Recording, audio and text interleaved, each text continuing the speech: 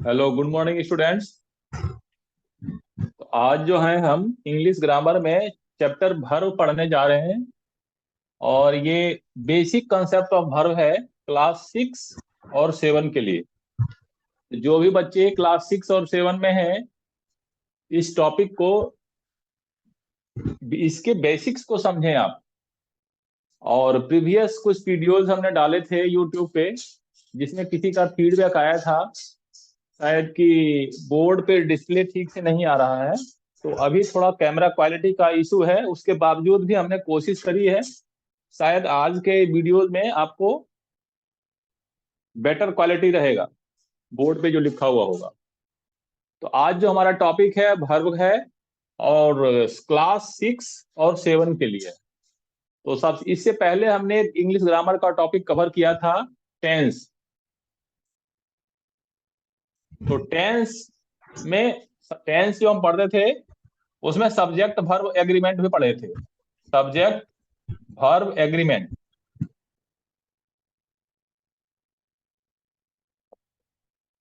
तो subject verb, कोई कोई भी sentence without any verb complete होगा ही नहीं। किसी भी सेंटेंस के कंप्लीट होने के लिए वर्ब का हमेशा जरूरत पड़ता है। तो हमारे पास वर्ब का होना किसी भी सेंटेंस को कंप्लीट करने के लिए बहुत जरूरी है। तो सबसे पहले तो हम ये समझें कि व्हाट इज वर्ब। तो वर्ब को समझने के लिए मैंने जो लिखा है यहाँ पे, अ वर्ड और a group of word that denotes an action। मतलब क्या काम हो रहा है, इवेंट्स, कोई घटना, कुछ घटना घटित हो गया हो, मतलब events, action, state of being, यानी किसी का खुशी होना, किसी का दुखी होना, और पोजीशंस। और हमने ये जो एग्जांपल्स है, ये सच types of words is called verb. A word, फिर से मैं रिपीट कर रहा हूं, ए वर्ड और a group of word that denotes an action. Main points ये है, दैट डिनोट्स एन एक्शन, या वो कोई एक्शन हो रहा हो, या कोई इवेंट हो, घटना हो, या स्टेट ऑफ बीइंग्स, उसके एक्सप्रेशन को बताए। सैड है, सोरो है, हैप्पी है, पोजेशंस। अब एक एक एग्जांपल हमने दिया था इसमें। जैसे पहला एग्जांपल हमने दिया था, अभिनव हैज ए फ्रेंड आदित्य। तो ये जो टर्म है यहाँ पे हैज, ये जो टर्म है यहाँ पे हैज, ये एक वर्ब है। तो ये कैसा वर्ब है, इसको अगर हम हिंदी में ट्रांसलेट करें, अभिनव हैज ए फ्रेंड का मतलब ये हुआ, अभिनव का एक फ्रेंड है, यानी उस फ्रेंड पर उसका राइट है एज ए फ्रेंड। तो ये क्या कर रहा है, पोजीशन की बात कर रहा है, पोजीशन की। तो इस तरह के जो वर्ब होते हैं, that is called, that denotes positions. Second one हमने लिखा है वहां पे, यू आर सैड। तो इसमें भी एक वर्ब आया है, आर। इसमें जो वर्ब आया है एक आर है। तो ये जो वर्ब है, ये इस सेंटेंस को कंप्लीट कर रहा है। और ये क्या शो कर रहा है कि वो तुम उदास हो, यानी उसकी उदासी को संबोधित करने के लिए हमें यहाँ पे आर लगाना पड़ा। State of being, whether you are sad और हैप्पी और any, in any other action. तो ये क्या करता है, स्टेट ऑफ बीइंग्स भी बताता है, एक्शन भी बताता है, इवेंट्स भी बताता है। थर्ड हमने एग्जांपल दिया, yesterday FC Noida played a football match. तो यहां पे क्या हो रहा है, एक्शन, एक्शन हो रहा है, यानी कि एफसी नोएडा एक टीम है जो क्या करी है, प्रीवियस डे एक मैच खेली थी। तो प्लेड, तो प्लेड जो है यहाँ पे, ये भी एक वर्ब है। तो ये वर्ब क्या शो कर रहा है, एक्शन। ये क्या शो कर रहा है, एक्शन। तो हमने तीन एग्जांपल्स दिए, नंबर ए, बी और सी। पहला में जो हमारा वर्ब आया हैज, वो क्या शो कर रहा था, पोजीशन, कि आदित्य मेरा फ्रेंड है और अभिनव का फ्रेंड है। अभिनव हैज ए फ्रेंड नेम, क्या है उसका, आदित्य। तो ये जो हैज वर्ड है, वर्ब है, और ये आदित्य के साथ क्या शो कर रहा है, अभिनव का पोजीशन। उसी तरह यू आर सैड, तो ये जो है स्टेट ऑफ बीइंग्स, यानी कि वो कैसा है, दुखी है, खुशी है, उसको शो करने के लिए हमने यहाँ पे आर लगाया। तीसरा, जो कोई टीम एफसी नोएडा थी, वो फुटबॉल मैच खेली थी, उसमें वो एक्शन हो रहा था। किस चीज का एक्शन? खेलने का एक्शन था। तो यहाँ पे जो मैंने तीन वर्ब यहाँ डिनोट्स किए हैं, हैज, आर, प्लेड, तीनों के अलग अलग रोल्स हैं। तो उसी चीज को यहाँ पे हमने डेफिनेशन में लिखा है, ए वर्ड और a group of word that denotes an action, events, state of beings और पोजीशंस। हमने तीनों पे अलग अलग एग्जांपल्स दिए हैं। अब हम आते हैं किस पे? Kind of verb. इसमें आपसे ये भी पूछा जा सकता है, इन तीनों में से मान लो चार पांच इस तरह के एग्जांपल्स दे देंगे आपको। एग्जांपल्स में पूछेगा कि ये क्या शो कर रहा है, पोजीशन शो कर रहा है, एक्शन शो कर रहा है, या स्टेट ऑफ बीइंग शो कर रहा है। ये सब आप जब सेंटेंस को पढ़ेंगे तब आपको समझ में आना चाहिए कि ये क्या शो कर रहा है। स्टेट ऑफ बीइंग्स है, या कोई एक्शन हो रहा है काम का, या कोई पोजीशन शो कर रहा है जो वर्ब है। अब उसके काइंड्स हैं, तो काइंड्स ऑफ वर्ब्स क्या है? सबसे पहले तो उसको टू टाइप्स में डिवाइड किया गया है। काइंड्स ऑफ वर्ब्स को जो मेन डिवीजन है उसके टू टाइप्स हैं। तो पहला क्या है? पहला है एक्जुलरी वर्ब, जिसको कि हम दूसरा नाम हेल्पिंग वर्ब के नाम से जानते हैं। एक्जुलरी वर्ब जिसको कि हिंदी में हम सहायक क्रिया बोलते हैं। और दूसरा है मेन वर्ब या प्रिंसिपल वर्ब, उसको इसको भी हम दो नाम से जानते हैं, एक्जुलरी वर्ब या हेल्पिंग वर्ब। और दूसरा क्या है? मेन वर्ब या प्रिंसिपल वर्ब। अब एक्जुलरी वर्ब के भी टू टाइप्स हैं, आप टाइप्स देखते जाना। सबसे मेन तो दो टाइप है, एक्जुलरी और प्राइमरी वर्ब, और दूसरा जो है मेन और या प्रिंसिपल वर्ब। अब इन दोनों के दो दो पार्ट हैं। प्राइमरी एक्जुलरी वर्ब में भी दो पार्ट हैं। कैसा पार्ट है? Primary auxiliary verb. तो प्राइमरी एक्जुलरी वर्ब क्या है? मैंने लिखा हुआ यहाँ पे, is, am, are, was, were, has, have, had, etcetera. इस तरह के जो वर्ब हैं, ये सारे के सारे प्राइमरी एक्जुलरी वर्ब हैं। और इस तरह के जो वर्ब होते हैं,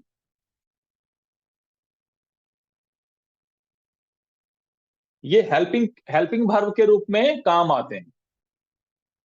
और दूसरा क्या था? Modal verb. दूसरा इसमें क्या है? Modal verb. मॉडल वर्ब हम किसको बोलते हैं?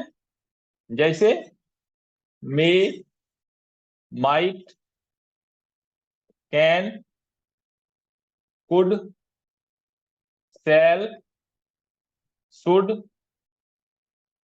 विल, वुड, ये सब जो है ये मॉडल वर्ब के रूप में काम करता है। तो इसके दो टाइप्स हो गए। सबसे पहले काइंड्स ऑफ वर्ब्स में पहला एक्जुलरी वर्ब, जिसको कि हम हेल्पिंग वर्ब कहते हैं। दूसरा मेन या प्रिंसिपल वर्ब। अब एक्जुलरी वर्ब को जब हमने दो टाइप में बांटा, तो पहला जो हुआ मेरा प्राइमरी एक्जुलरी, जिसको हमने यहाँ पे एग्जांपल देके दिखाया, प्राइमरी एक्जुलरी वर्ब। और दूसरा मैंने बताया मॉडल वर्ब, जिसको कि हमने ये लिखा है, may, might, can, could, shall, should, will, would, etcetera. इस तरह के वर्ब क्या होते हैं? मॉडल वर्ब्स होते हैं। अब आपसे क्लास 6 और 7 के बच्चे के लिए ग्रामर में या तो फिल इन द ब्लैंक्स दे सकता है, या 4 ऑप्शंस दे सकते हैं आंसर में। उसमें पूछा जा सकता है, कोई भी एक टर्म इसमें डाल देगा मिक्स करके, उसके बाद पूछेगा कि मॉडल वर्ब कौन सा है, या फिर पूछ देगा प्राइमरी एक्जुलरी वर्ब कौन सा है। तो इस तरह के टर्म्स जब पूछेंगे तो आपको ये ध्यान रखना पड़ेगा कि प्राइमरी एक्जुलरी वर्ब क्या है और मॉडल वर्ब क्या है। ये दोनों के दोनों एक्जुलरी वर्ब हैं, लेकिन ये पहला जो है प्राइमरी एक्जुलरी वर्ब है, और दूसरा जो है मॉडल वर्ब है। अब हम आते हैं मेन वर्ब में। अगला हमारा क्या है? मेन वर्ब, जिसको कि हम प्रिंसिपल वर्ब के नाम से भी जानते हैं। ये सारे मेन वर्ब नहीं है, ये सारे के सारे एक्जुलरी वर्ब हैं, या जिसको दूसरे नाम हम हेल्पिंग वर्ब के रूप में बुला सकते हैं। अब हम मेन वर्ब और प्रिंसिपल वर्ब की जब बात करते हैं, इसके भी टू टाइप्स हैं। इसके कितने टाइप्स हैं? Two types.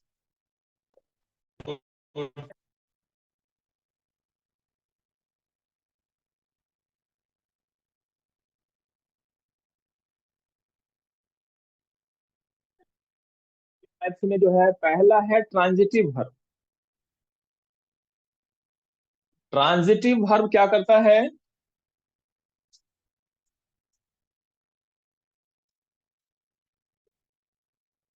ये जो है ट्रांजिटिव वर्ब, ट्रांजिटिव वर्ब जब भी आएगा विद, तो वो एक डायरेक्ट ऑब्जेक्ट साथ में लेके आएगा। Transitive verb always be with A direct object. और दूसरा होता है प्रिंसिपल वर्ब में इनट्रांजिटिव वर्ब, जिसमें कि ऑब्जेक्ट की जरूरत नहीं पड़ती है। अब हम इसका एग्जांपल बताते हैं। डेफिनेशन तो इसका सिंपल हो जाएगा। A verb with a direct object is called transitive verb. दूसरा आ जाएगा a verb without a direct object is called transitive intransitive verb. तो मैंने एक दिन बताया था आपको, टेंस के टाइम में subject plus verb plus object का जो ये फॉर्मूला बताया था कि, तो ये जो बीच में वर्ब आ रहा है, अगर इसके बाद डायरेक्ट ऑब्जेक्ट आ रहा है, तो वो ये जो वर्ब होगा बीच का, वो ट्रांजिटिव वर्ब होगा। और अगर इस वर्ब के बाद ऑब्जेक्ट नहीं है और उसके बावजूद भी वो सेंटेंस कंप्लीट हो रहा है, in that case that word will be transitive, intransitive verb. हम एग्जांपल बताते हैं आपको। जैसे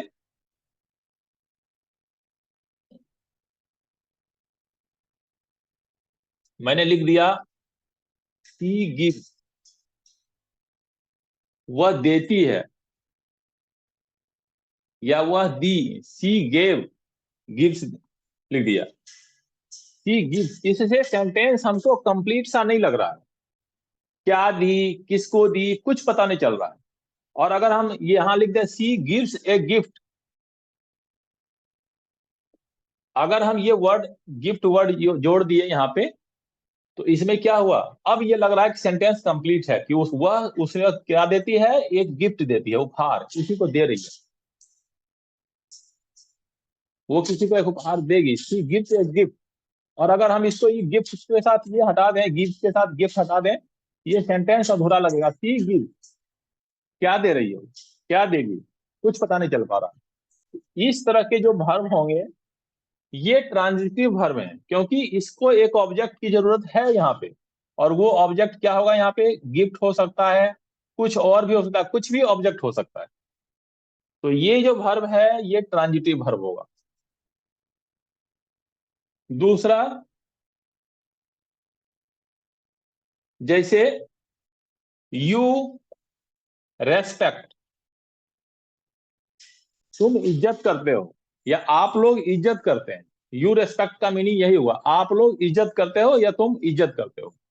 अब ये है तो सेंटेंस, यू रेस्पेक्ट, किसका रेस्पेक्ट कर रहे हो? कुछ नहीं पता है, टीचर का, पेरेंट्स का, किसका? ये सेंटेंस थोड़ा अधूरा सा लग रहा है। और जब हम लिखते हैं यहाँ पे यू रिस्पेक्ट योर टीचर, तो ये सेंटेंस थोड़ा कंप्लीट कंप्लीट सा दिख रहा है। ये जो है ऑब्जेक्ट लेके जब आ रहा है कोई भी, तो यहाँ पे जो रेस्पेक्ट वर्ड है, ये वर्ब जो है, यहाँ पे भी गिव जो है वर्ब है। तो इस तरह का वर्ब जिसको कि बिना ऑब्जेक्ट का वो सेंटेंस कंप्लीट सा ना लगे, वो ट्रांजिटिव वर्ब होता है। और अगर कोई ऐसा सेंटेंस जिसमें वर्ब आए और ऑब्जेक्ट अगर नहीं भी दें तो काम चल जाए, तो उस तरह के वर्ब को हम इनट्रांजिटिव वर्ब बोलते हैं। उसके भी एक दो एग्जांपल आपको बाद में प्रैक्टिस करना है। अभी आपके जो चैप्टर है वर्ब, उसमें उसके प्रैक्टिस सेट दिया हुआ है, प्रैक्टिस सेट दिया हुआ है, आप उसको प्रैक्टिस सेट से प्रैक्टिस करना। अगर कुछ दिक्कत आएगी उसमें, आप हमारे YouTube के मैसेज बॉक्स में, कमेंट बॉक्स में डाल के हमसे पूछ सकते हैं। तो ये अभी देंगे तो फिर हम पूरा ये जो टॉपिक है वर्ब हमारा कंप्लीट नहीं हो पाएगा। तो सबसे पहले तो हम इसके कॉन्सेप्ट को क्लियर करते हैं, और फिर एक दो एग्जांपल भी हम बीच बीच में दे ही रहे हैं। तो आप जैसे जैसे आगे बढ़ते जाओगे, वैसे वैसे उसका कॉन्सेप्ट क्लियर होते जाएगा। अभी हमने बताया था ट्रांजिटिव वर्ब का कि हमने जो सेंटेंस दिया आपको लग रहा था कि वहां बिना ऑब्जेक्ट दिए हुए सेंटेंस अधूरा है। अब कुछ सेंटेंस ऐसे आएंगे जिसमें कि विदाउट ऑब्जेक्ट भी काम चलेगा, उसका भी हम आपको एग्जाम्पल देते हैं। जैसे कि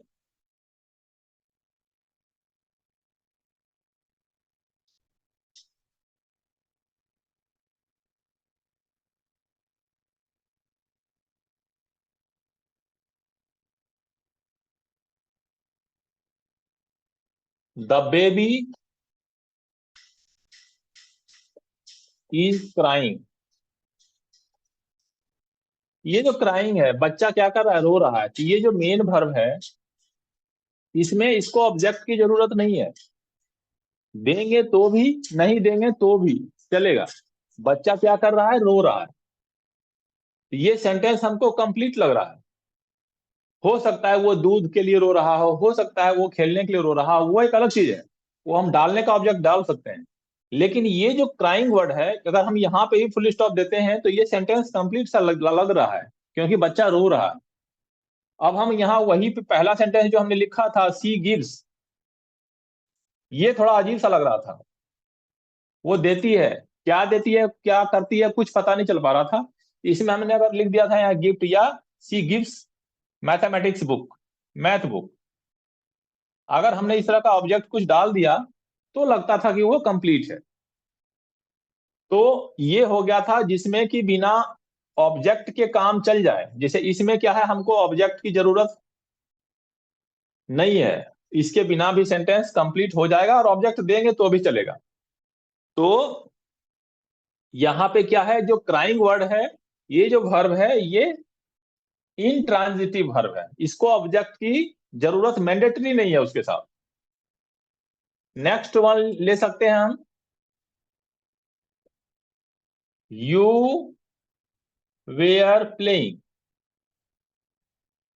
आप लोग खेल रहे थे। ये भी कंप्लीट सेंटेंस है। इसमें यहाँ प्ले जो वर्ड है, इसके साथ हमको ऑब्जेक्ट की जरूरत नहीं पड़ी। देने का हम दे सकते हैं फुटबॉल, क्रिकेट, दे सकते हैं।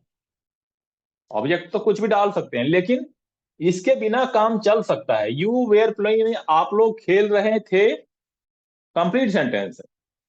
तो बस ये दोनों जो ट्रांजिटिव और इनट्रांजिटिव वर्ब है, इन दोनों में जो मेजर डिफरेंस यही है कि ट्रांजिटिव वर्ब जब आता है तो उसके साथ डायरेक्ट ऑब्जेक्ट का होना जरूरी है, और इनट्रांजिटिव वर्ब जब होता है तो उस वो बिना ऑब्जेक्ट के भी काम चला लेता है।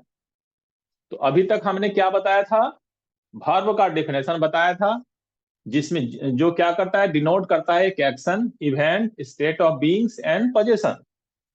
उसके हमने एग्जांपल्स दिए थे कि हैज यहाँ पे जो है क्या शो कर रहा था, पोजीशन। आर यहाँ पे क्या कर रहा था, शो स्टेट ऑफ बीइंग्स यानी सैड या हैप्पी। और यहाँ जो प्लेड वर्ड था, एक्स वर्ब, ये प्ले क्या शो कर रहा था, हमारा एक्शन। तो इस तरह के जो वर्ड होते हैं, दैट इज कॉल्ड वर्ब। जो कोई एक्शन शो करे, जो कोई इवेंट शो करे, जो कोई स्टेट ऑफ बीइंग शो करे, जो कोई पोजीशन शो करे। उसके बाद हमने बताया था काइंड ऑफ वर्ब में एक्जुलरी वर्ब और मेन वर्ब। तो एक्जुलरी वर्ब जिसको कि हम हेल्पिंग वर्ब बोलते हैं, उसके भी टू टाइप्स हमने बता दिए थे। प्राइमरी एक्जुलरी वर्ब जिसमें कि is, am, are, was, were, has, have, had है। और मॉडल वर्ब जिसमें कि may, might, can, could, shall, should, will, would, इस तरह के जो वर्ड आते हैं ये मॉडल वर्ब होते हैं। तो आपसे फिल इन द ब्लैंक्स जब पूछा जाए तो इसको आपको ध्यान रखना है। उसके बाद जब हम मेन वर्ब में आते थे तो मेन वर्ब के भी टू टाइप थे, ट्रांजिटिव वर्ब और इनट्रांजिटिव वर्ब। तो ट्रांजिटिव वर्ब में क्या था, जो डायरेक्ट ऑब्जेक्ट अपने साथ ले, उसके बिना उसका सेंटेंस कंप्लीट ना हो पाए, वो ट्रांजिटिव वर्ब होता था। और दूसरा था इनट्रांजिटिव वर्ब, जो कि विदाउट ए डायरेक्ट ऑब्जेक्ट अपना सेंटेंस कंप्लीट कर लेता था, तो ये होता था इनट्रांजिटिव वर्ब। तो हमने अभी तक ये सारे क्लियर किए हैं। अब हम नेक्स्ट वन पे आते हैं।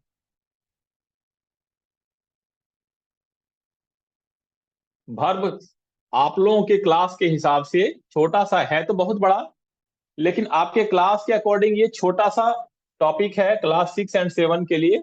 तो हमने कुछ पार्ट कवर कर दिए, कुछ बाकी है। अब आता है रेगुलर वर्ब और irregular verb. Regular and irregular verb. तो रेगुलर वर्ब क्या होता है? The verb that forms their simple past और पास्ट पार्टिसिपल। आप जब टेंस पढ़े होंगे तो टेंस में वर्ब के 3 फॉर्म पढ़े होंगे। V1 जिसको कि हम लोग सिंपल प्रेजेंट बोलते थे, वर्ब का सेकेंड फॉर्म सिंपल पास्ट होता था,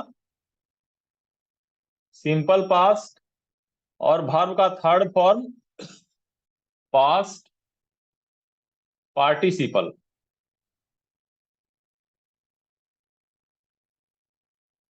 पास्ट पार्टिसिपल। तो अगर कोई वर्ब जिसका कि सिंपल पास्ट यानी कि वर्ब का सेकेंड फॉर्म और पास्ट पार्टिसिपल यानी वर्ब का थर्ड फॉर्म उस वर्ब में ईडी लगाने से बन जाए तो वो होता है रेगुलर वर्ब। याद रखना, ये डेफिनेशन बहुत इजी है कि रेगुलर वर्ब किसको बोलते हैं हम? रेगुलर वर्ब जिसके मेन वर्ब में सिर्फ हम ईडी लगा दें तो उसका सिंपल पास्ट यानी सेकेंड फॉर्म भी बन जाए और पास्ट पार्टिसिपल यानी थर्ड फॉर्म भी बन जाए। जैसे हम एग्जांपल देते हैं, वॉक। वॉक मीन्स क्या होता है? टहलना। तो वॉक का सेकेंड फॉर्म में क्या होता है? वॉकड। और थर्ड फॉर्म भी इसमें जब हम वॉक में लगाते हैं तो वॉकड ही होता है। यानी कि सिंपल पास्ट और पास्ट पार्टिसिपल दोनों में सिर्फ ईडी लगाने से हमारा काम चल गया। दूसरा हम एक आध और एग्जांपल लेते हैं। प्ले। प्ले जो है, प्ले में हम क्या करते हैं? प्ले का अगर हम सेकेंड फॉर्म लिखते हैं, पास्ट जिसको सिंपल पास्ट बोलते हैं, तो हम क्या करते हैं? इसमें प्लेड में वाई ईडी प्लेड लगा देते हैं। और जब पास्ट पार्टिसिपल आते हैं तो इसमें भी हम ईडी लगा देते हैं। इस तरह के जो वर्ब हैं जिसमें कि ईडी लगाने से केवल सिंपल पास्ट या past past participle means verb का सेकेंड फॉर्म और थर्ड फॉर्म बन जाए, such types of words are called regular verb. ये क्या कहलाते हैं? Regular verb. दूसरा होता है इरेगुलर वर्ब।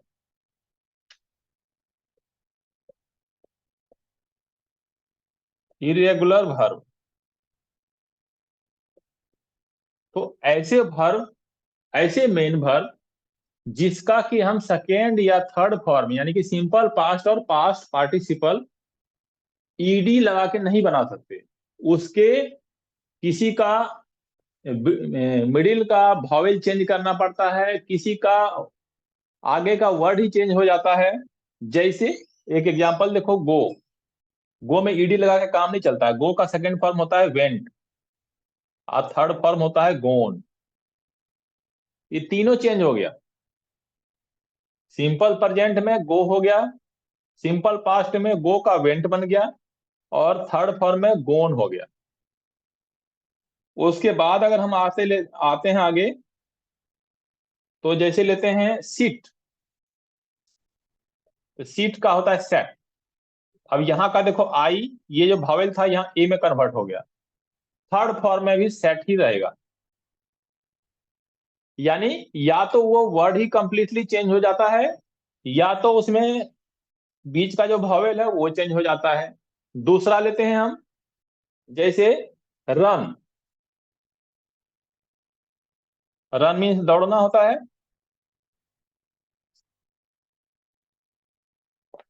रन मीन्स दौड़ना। तो रन का सेकेंड फॉर्म होता है रैन और थर्ड फॉर्म होता है रन। अब यहां भी देखो चेंज हो गया। अगर हम आगे लेते हैं टीच, तो टीच का सेकेंड फॉर्म होता है टॉट, थर्ड फॉर्म होता है टॉट। तो ये इरेगुलर वर्ब है, क्योंकि ये जितने भी इसके सेकेंड फॉर्म और थर्ड फॉर्म बन रहे हैं इसमें कहीं भी ईडी लगा के नहीं बन रहा है। लेकिन इधर जो रेगुलर वर्ब है इसमें ईडी लगा के हमारा सेकेंड फॉर्म और थर्ड फॉर्म बन जा रहा है। तो इस तरह के कुछ बेसिक वर्ब जो है, बेसिक मेन वर्ब, आपको उसके प्रेजेंट सिंपल पास्ट और पास्ट पार्टिसिपल याद रखने पड़ेंगे। उसको याद रखने पड़ेंगे, तभी आप उसका क्वेश्चन कर पाएंगे। तो मैं उसका कुछ इमेज भी इस वीडियो में अपलोड कर दूंगा, याद करने के पॉइंट ऑफ व्यू से आपके लिए बेटर रहेगा। कुछ एग्जाम्पल्स डाल देंगे, आप उसको भी देख सकते हैं। तो वर्ब ऑलमोस्ट हमारा आज जो है वर्ब का टॉपिक में,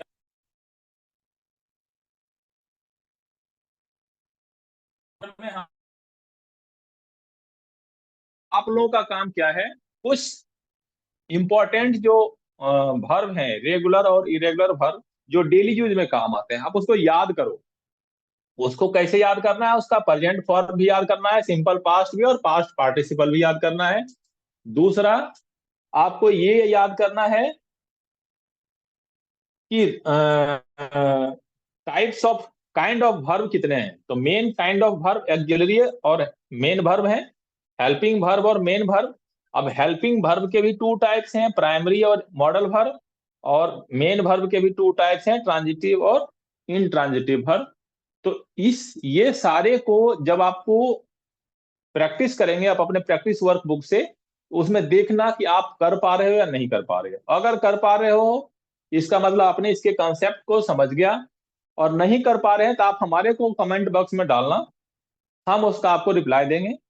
और फिर जो भी फीडबैक हो आप इससे हमको दे सकते हैं। तो क्लास 6 और 7 का आज हम वर्ब का टॉपिक यहीं खत्म करते हैं। आप लोग इसको घर में प्रैक्टिस करो।